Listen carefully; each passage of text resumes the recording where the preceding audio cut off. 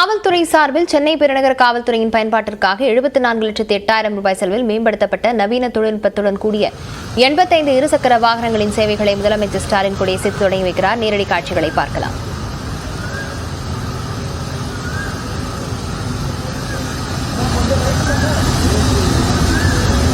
இது தொடர்பான விவரங்களுடன் செய்தியாளர் அபினேஷ் இணைந்திருக்கிறார். அபினேஷ், விவரங்களை பதிவு செய்யலாம்.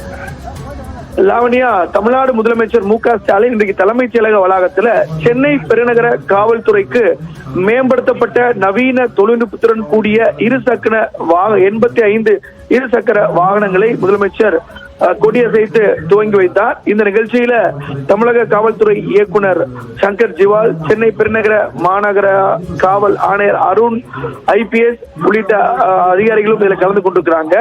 குறிப்பாக மகளிர் காவலருக்கென 45 TVS ஜூபிட்டர் நிறுவனத்தினுடைய வாகனங்களும், அதே போல ஆண் காவலர்களுக்கு 40 பல்சர் வாகனங்களும் மேம்படுத்தப்பட்ட இந்த நவீன இருசக்கர வாகனங்களை முதலமைச்சர் சென்னை பெருநகர மாநகராட்சிக்கு கொடுத்திருக்காங்க.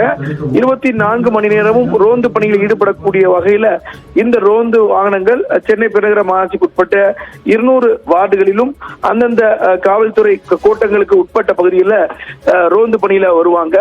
குறிப்பாக சென்னையில ஒழுங்கு உள்ளிட்ட பிரச்சனைகளை தொடர்ந்து சீரிய கவனம் கொண்டு வந்து பல்வேறு முன்னெச்சரிக்கை நடவடிக்கைகளையும் சென்னையில முடுக்கிவிட்டிருக்கக்கூடிய நிலையில இந்த 85 வாகனங்கள் அப்படிங்கிறது 74,08,000 ரூபாய் செலவில் நவீன தொழில்நுட்பத்துடன் கூடிய இந்த இருசக்கர வாகனங்களை முதலமைச்சர் மு.க. ஸ்டாலின் கொடியசைத்து துவக்கி வைத்தார்.